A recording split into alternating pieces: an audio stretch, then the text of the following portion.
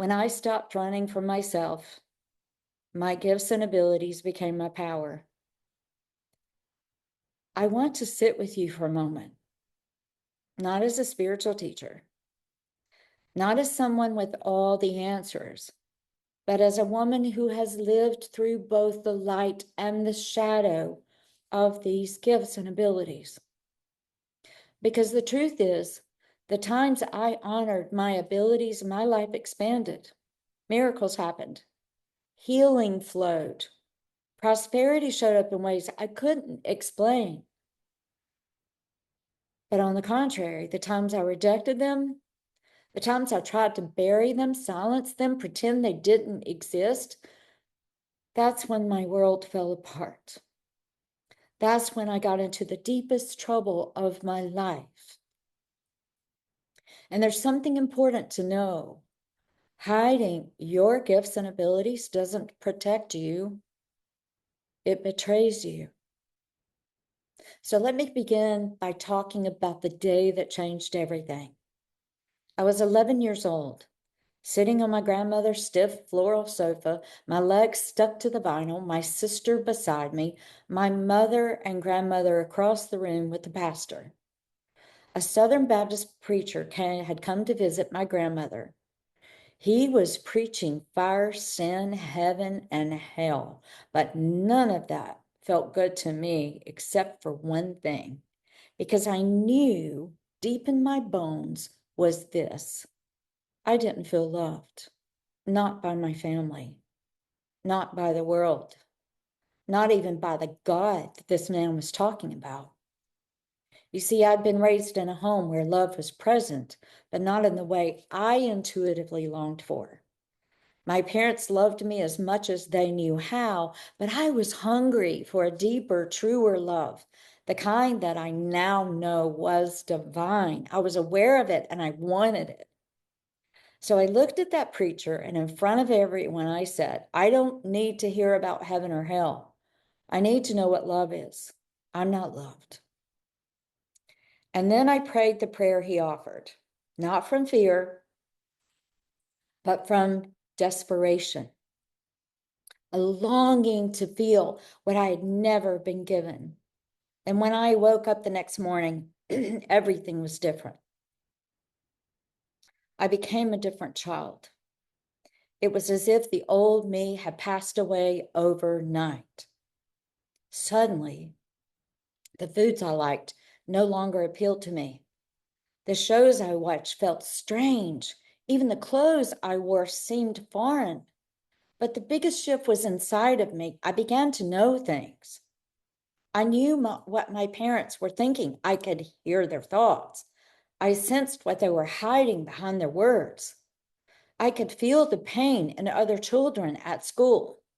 I even knew things about their families they had not even spoken aloud. And then the voice came, a calm, loving voice. I came to call the voice of God. It spoke to me, answered my questions, guided me. I was no longer just a child, I was awake.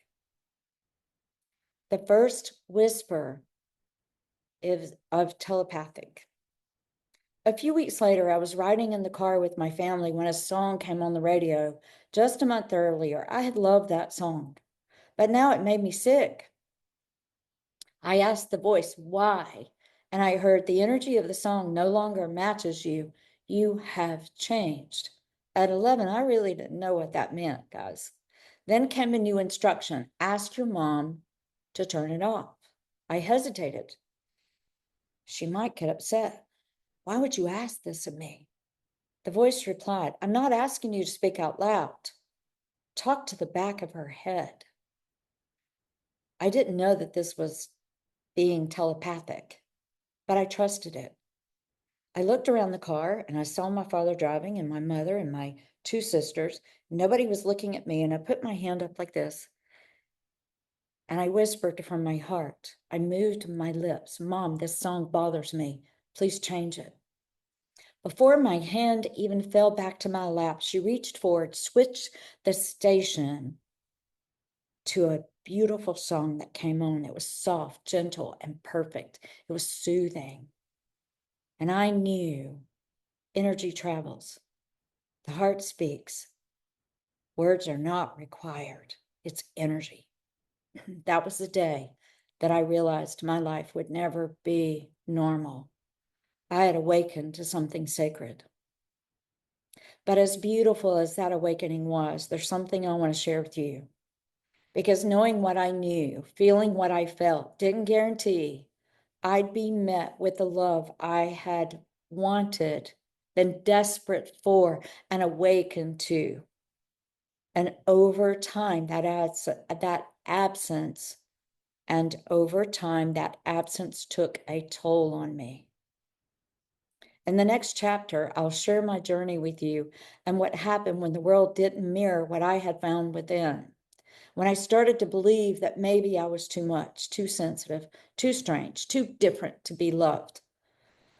I'll tell you how I made the most dangerous decision in my life to shut it all down, to walk away from the very gifts and abilities that had opened me, and how that decision led me into the darkest valley I've ever walked through, but also how it brought me home again.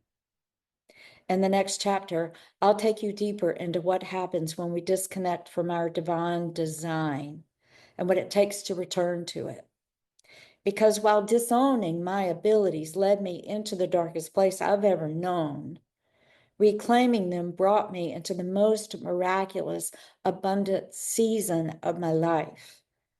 And if it's possible for me, it's possible for you too.